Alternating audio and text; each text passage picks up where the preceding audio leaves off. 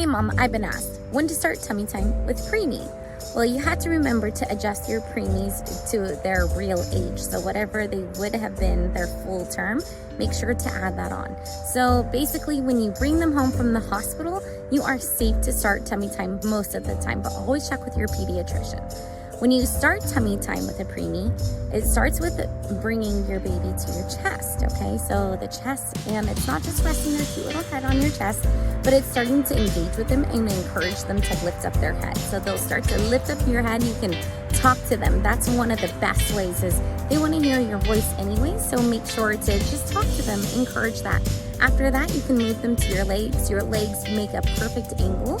And you can use a Roos wrap to help secure them to your legs so that they feel snug and secure and get that body awareness. And then after that, you'll move to the floor. I hope this helps.